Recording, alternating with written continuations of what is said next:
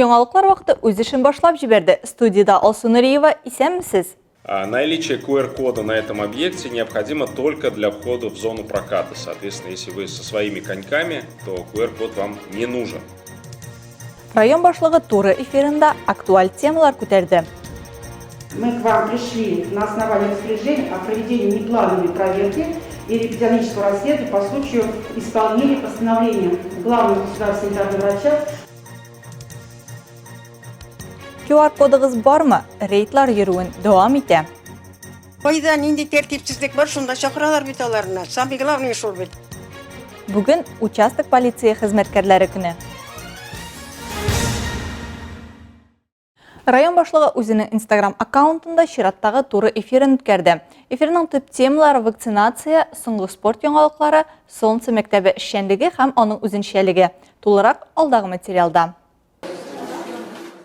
Район башлыгы башта таҗлы вируска каршы барган вакцинацияләү кампаниясе барышы белән таныштырды. Авыруның авыр агымы куркынычын һәм кире кайтарылмый торган нәтиҗәләрне киметү өчен иң нәтиҗәле ысулларның берсе булган вакцинация мөһимлегенә басым ясап, ул барыбызны да инфекциядән коллектив иммунитет кына яклый ала диде. Әлмәт үзәк район хастаханәсе 3-нче поликлиника Татнефть медсанчасти Панорама сәүдә үзәгеннән тыш 14 октябрьдән 10 өстәмә вакцинация пункты ачылды. Уңайлы өчен COVID-19 вакцинацияны башкарма комитетта һәм Мира спорт комплексында да үтәргә мөмкин. Үзең белән паспорт, полис һәм СНИЛС булырга кирәк. Шулай ук район башлыгы барлык медицина учреждениеләрендә медицина хезмәткәрләренең бөтен көче җәлеп ителде дип билгеләп үтте. Вакцинацияләүнең барлык пунктларында да вакцинаны алдан язылу буенча да, тере чират буенча да алырга мөмкин. Вакцинация у нас продолжается. В настоящий момент у нас привито почти 100 тысяч альметьевцев. Бүгенге көндә районда 100 меңгә якын кеше вакциналаштырылган. Бүген иртән 99728 кеше иде. Вакцинацияләнергә тиешле 18 яшьтән өлкәнрәк кешеләрнең гомуми саныннан бу 88,6% тәшкил итә. Вакцинация дәвам итә, яхшы темплар белән бара. С другой стороны, вакцинация продолжается, идет неплохими темпами. Шулай ук район башлыгы берничә спорт яңалыгы белән дә бүлеште. 13 ноябрь көнне Теләче муниципаль районында мөмкинлекләре чикләнгән кешеләр арасында армрестлинг буенча Татарстан Республикасы беренчелеге булып узган. Анда Татарстанның күп кенә шәһәрләре, районнары һәм күрше республикалардан килгән спортчылар катнашты. Әлмәт Донор Рафаэль Хайретдинов һәм аның шәкерте Гөлназ Гайнуллина яклады. Стали победителями соревнований. Это очень крутой результат. Рафаэль действительно большой молодец. Ярышларда җиңүчеләр булдылар. Бу бик яхшы нәтиҗә. Рафаэль молодец. Ул тормышта авыруга бәйле кыенлыкларга карамастан рухын югалтмый һәм үзен чын патриот һәм активист итеп таныта. Духа и очень здорово проявляет себя настоящим таким патриотом. 13 ноябрьдә Әлмәт акватлон дисциплинасында триатлон буенча Татарстан Республикасы чемпионаты һәм беренчелеген кабул итте. Ярышларда балалар да, өлкәннәр дә катнашты. Шулай ук 13 ноябрь көнне Нефтче мәдәният сарае мәйданында зур боз шугалагы ачылды. Шугалак һәр көнне 10 сәгатьтән кичке 10-га кадәр эшләячәк. Боз шугалагы кассалары 10 сәгатьтән кичке 9-га кадәр эшләячәк. Наличие QR-кода на этом объекте необходимо только для входа в зону проката. Соответственно, если вы со своими коньками, то QR-код вам не нужен. Эфирның икенче өлешендә Солнце махсуслаштырылган Олимпиада фәнни үзәк интеллектуаль мавыгучы балалар өчен интернат мәктәбенә нигез салучы һәм директоры Павел Шмаков кушылды. Ул үзе нигез салган мәктәпнең калганнардан нәрсәсе белән аерылуын сөйләде. Биредә геология, икътисад, шахматка да өйрәтүләрен ассызыклады. Хәзерге вакытта Кояш мәктәбен 13-нче мәктәп базасында ачу планлаштырыла. 11 октябрьдән илебез халкы таҗлы вируска бәйле вәзгыятькә карата кертелгән чикләүләр кысаларында яши. Хәзер тамаша заллары, күңел ачу һәм сәүдә үзәкләренә керү өчен гражданнарның таҗлы вирус белән авырганлыгы, вакцинация ясатканлыгы яки прививка ясатырга ярамаганлыгын билгели торган медицина белешмәсе нигезендә алынган QR-коды булырга тиеш. Әлеге рөхсәт кәгазеннән башка предприятие һәм оешмалар хезмәткәрләрен эштән читләштерергә хокуклы. Чараларның төгәл үтәлешен тикшерү максатыннан Россия кулланучы хокукларын яклау һәм кеше иминлеге өлкәсендә күзәтчелек федераль хезмәте вәкилләре рейд башлады. Тулырак алдагы материалда. Мы к вам пришли на основании распоряжения о проведении неплановой проверки и эпидемиологического расследования по случаю исполнения постановления главного государственного санитарного врача. Россия кулланучы хокукларын яклау һәм кеше иминлеге өлкәсендә күзәтчелек федераль хезмәтенең Әлмәт шәһәрендәге идарәсе хезмәткәрләре 9 ноябрьдән тикшерүләр үткәреләчәге турында 11 октябрьдә ук билгеле булды. Закон тарафыннан чикләүләр кертелгән икән, алар үтәлергә тиеш. На территории Республики Татарстан, так же как и в Альметском муниципальном районе, сложилось. Татарстан Республикасы территориясендә шулай ук Әлмәт муниципаль районындагы кебек коронавирус инфекциясе белән авыручылар саны буенча бик киеренке һәм начар вазгыять урнашты. Әлмәт муниципаль районында узган елның шул ук чоры белән чагыштырганда авырулар санының 5,8 тапкырга артуы күзәтелә. Район территориясендәге хәлне тотрыкландыру өчен бүгенге көндә коронавирус инфекциясеннән саклануның иң нәтиҗәле ысулы вакцинация.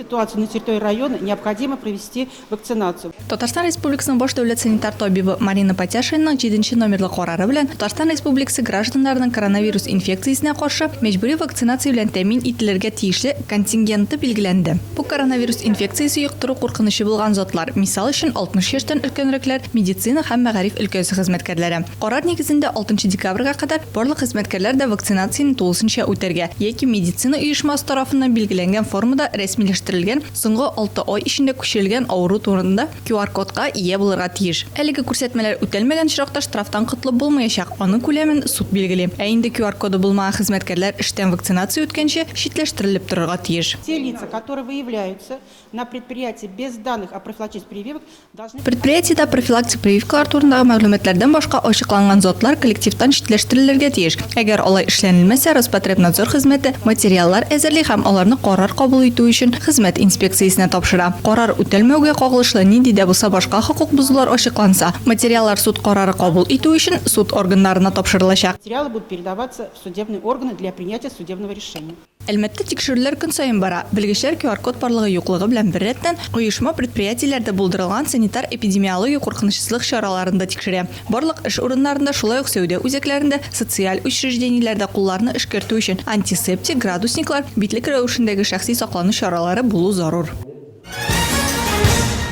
Казан рестораторлары ассоциациясе Роспотребнадзор идарәсенә җәмәгать туклануы өлкәсендә ковид чикләүләрен йомшарту һәм 23 сәгатьтән соң эшләргә рөхсәт итү үтенече белән мөрәҗәгать иткән. Алар эшләүче персоналның тыҗлы вирустан прививка алганлыкларын һәм килүчеләрнең шулай ук керү өчен QR-код тәкъдим итүләрен җиткергән. Тик идарәдә әлеге үтенечне кире какканнар. Хәзерге вакытта агымдагы вазгыять чикләүләрне бетергә мөмкинлек бирми. Авырлар санын тотрыкландыру һәм киметү тенденциясе нык булганда тәкъдимнәр каралачак дип җавап биргәннәр Роспотребнадзорда. Бүген 17 ноябрьдә участок полиция хезмәткәрләре көне. Аларны универсаль солдатлар дип тә атыйлар. Һәм дөрес, бу вазифаи затка киң вәкаләтләр бирелгән. Аның күзәтүе астында имин һәм имин булмаган бөтен контингент. Ул үз карамагындагы территориядә гражданнар тормышында барган барлык үзгәрешләрне күзәтеп торырга тиеш. Тулырак алдагы материалда. Участок уполномоченныйлары хезмәте эчке эшләр органнар системасында алдынгы урыннарда тора. Бүгенге көндә участок полиция хезмәткәре җинаятьләрне һәм хукук бозуны профилактиканы тәэмин итүдә төп фигурага әверелде. Алар миллионланган гражданнарның ышанычлы терәге һәм ярдәме. Алар барысы белән дә әбиләр, гаилә эчендәге ызгыш-талаштан башлап җәмәгать тәртибен бозу белән шөгыльләнә. Аларның хезмәте үз эченә халык арасында барган хәлләрне һәм җәмгыятьтәге куркыныч күренешләрне ала. Рабочая смена начинается сначала с совещания. Эш сменасы киңәшмәдән башлана. Җитәкчебез һәр кешегә бурычлар куя. Куелган бурычлардан соң без административ участокларга чыгабыз һәм бурычлар буенча эшли башлыйбыз. Административные участки и уже начинаем работать по задачам. Участковый яхшы психолог булырга тиеш. Чөнки хезмәт иткәндә төрле кешеләр белән аралашасың, проблеманы хәл итү өчен барысы белән дә уртак тел табарга кирәк. Ә тагын юрист һәм педагог. Кайчагында халык өчен алар тәртип сакчылары гына түгел, яхшы дусларга әйләнә. Аларга теләсә кайсы минутта мөрәҗәгать итәргә мөмкин. Ул инде участка инвестицияләр шул караштырып йөрикне барында. Хәзерге үзегез беләсез, кемнәр генә йөрми авылда. Ни генә кешеләр булмый, яси шайында аларга мөрәҗәгать итәсең. Шулай эшләсеннәр яшьләр хәзер. Тәртип салсыннар. Берәни булса инде килеп звонить итәсең, килеп җитәләр, тәртип урнаштырырга тырышалар. Яшьләрне әзрәк. Тәртипкә салып инде булай нормальный. Бүген Әлмәт районында 55 участок полиция хезмәткәре эшли. Аларның һәр кайсының күз уңында берничә мең кеше. Гаилә зур, проблемалар күп. Эшлисе эшләр күп әле. Наша основная обязанность – это профилактика. Безнең төп бурычыбыз административ участокны профилактикалау, халык белән эшләү, сөйләшү, хәлгә керү, барысын да тыңлыйбыз, бер фикергә киләбез. Приходим к одному мнению. Артур Майоров хукук тәртибен яклаучылар сафында ярты елдан артык хезмәт итә. Балачактан ук закон сакчысы булырга хыялланган. Бүген аңа кешеләргә ярдәм итү һәм тәртип сагында булу бик ошый. Энҗи Балантаева да аларның хезмәте һәр вакытта да сизелми, ләкин һәркем көн саен куркусыз урамга чыгуына формадагы кешегә бурычлы дип билгеләп үтә. Кайда нинди тәртипсезлек бар, шунда чакыралар бит аларны. Самый главный шул бит. Тәртипсез җиргә чакырмыйлар. Менә Кайдан тәртипсезлек бар, кайдан инде хулиганство бар. Алар шунда чакыралар. Аларга теләйм, төлке сабырлык булсын Ходай Тәгалә. Дигәндә инде бәла казага очрамасыннар, Алла Тәгалә ташламасын аларны. Бүген мөгаен кешедән шул кадәр түземлек, батырлык, аларны яклауга мохтаҗ кешеләргә ярдәмгә килергә әзер булуын таләп иткән башка һөнәр юктыр. Ярар, бик зур рәхмәт. Килүгә, хәл белүгә бик зур рәхмәт яусан. Ә хәзер кыска вакытлы рекламага бүленәчәкбез. Аның артыннан ук безнең эфирда. Бүгенге бәйрәмебезнең күпчелек кунаклары иҗатны гомерлек юлдашлары иткән кешеләр. Җомга тапшыруына 30 ел. Спортның сокландыргыч төре булган нәфис гимнастика буенча ачык турнир Азнакайда инде 4нче тапкыр уздырыла. Азнакайда нәфис гимнастика буенча төбәк-ара ярышлар узды.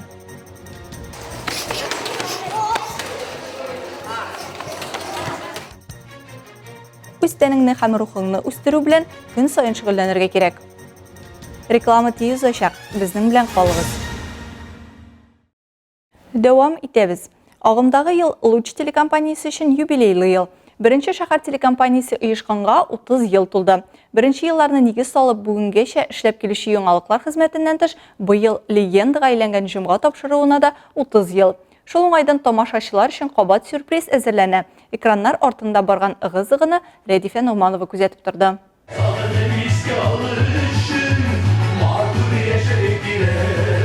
Яңалыклар вакыты новости твое лучшее утро һәм башка күп санлы тапшыруларның алып баручылары төшерелә торган зур студия бүген бәйрәмчә бизәлеште. Иртәдән үк бирегә кайчандыр җомга тапшыруының геройлары булып, безнең тугры тамашачыларыбызга әйләнгән кунаклар агыла. Барының да үз тарихы, барысының да сөйкле авторларына җиткерәсе үз теләкләре бар. Шушы тапшыруның беренче көннәреннән үк оештырып йөргән һәм инде сценарийларын язган һәм алып барган, яраткан халык шагыйрәсе Гырурланып әйтәм, үзебезнең Нәдер авылының килене Клара апаны әйтмичә булдыра алмыйм. Аңарга шушы тапшыруны башлап җибәргәне өчен бик зур рәхмәт әйтәсе килә.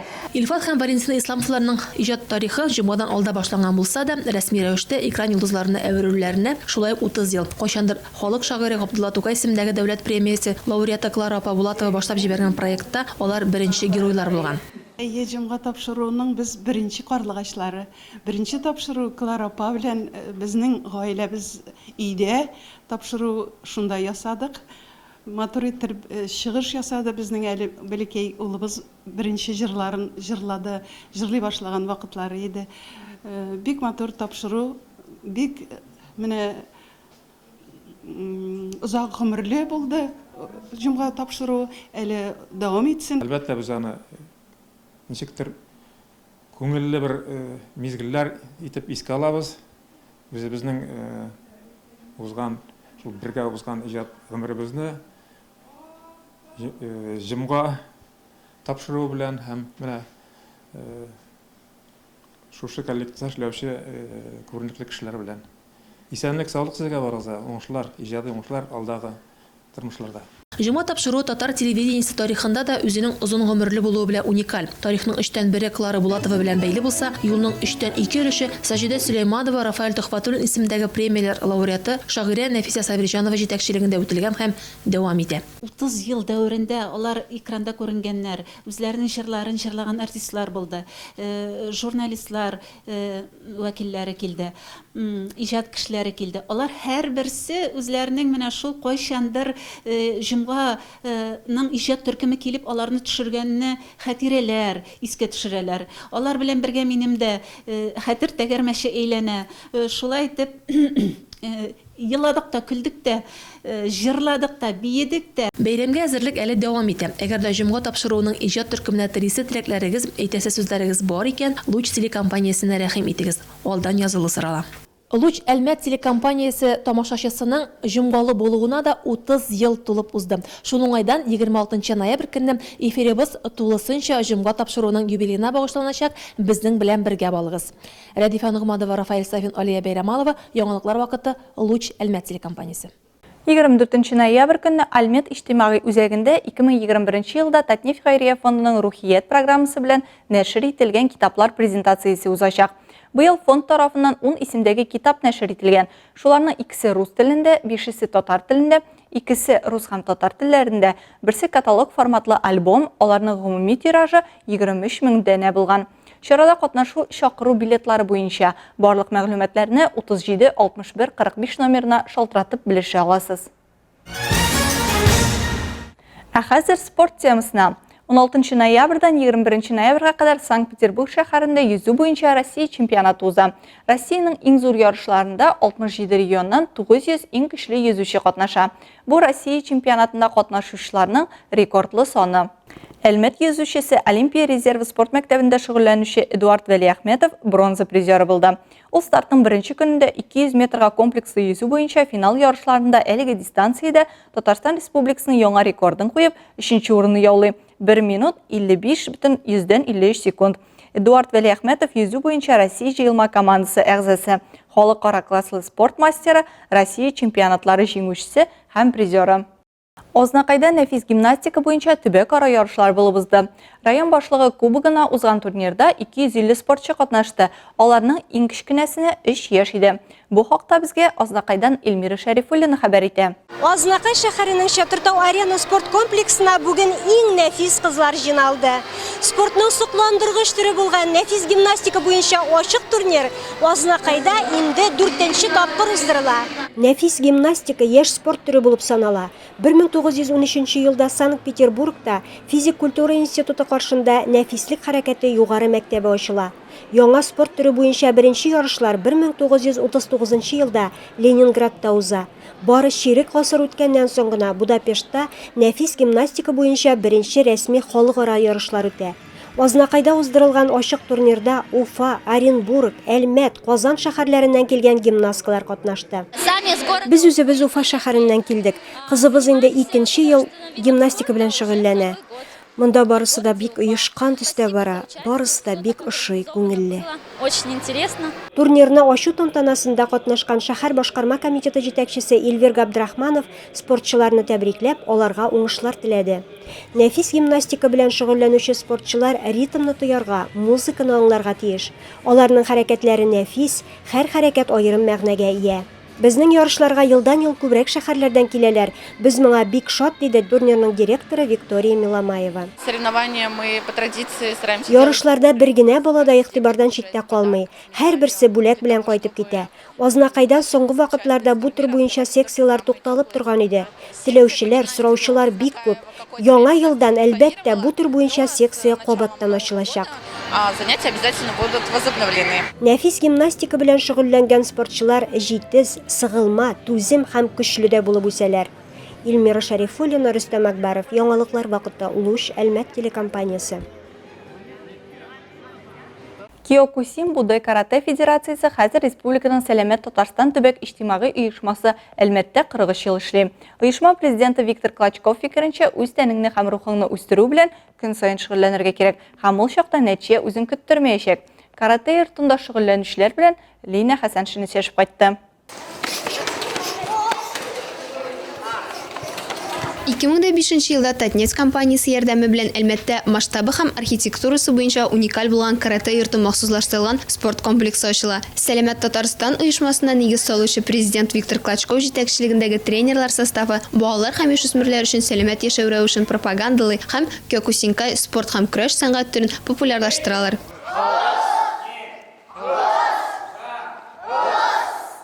Каратеда укучылар дәрәҗәсе Q һәм мастерларныкы дан дип атала. Осталык арту белән Q номеры кими, данныкы арта. Теге яки бу дәрәҗәнең тышкы атрибуты булып бил паясы тора. 16 яшьлек Данил карате белән 8 ел шөгыльләнә. Ел сайын рангны үстерүгә омтылуын яшерми. Бүген аның 6нчы ранг яшел полосалы сары паяс.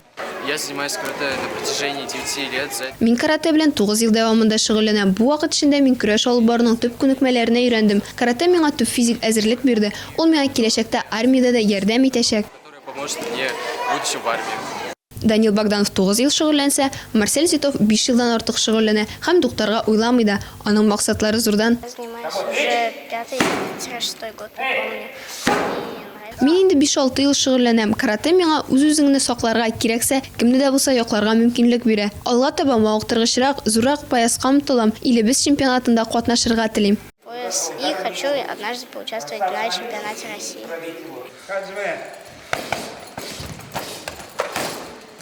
Лина Хасаншина, Вадим Тарасов, Яңалыклар вакыты Луч Әлмәт телекомпаниясе. Бу сезгә ишеткерәсе соңгы мәгълүматыбыз иде. Мин Алсу Нуриева һәм монтаж операторы Олия Бейрамалова сезнең белән сау булашабыз. Киләсе очрашларга кадәр.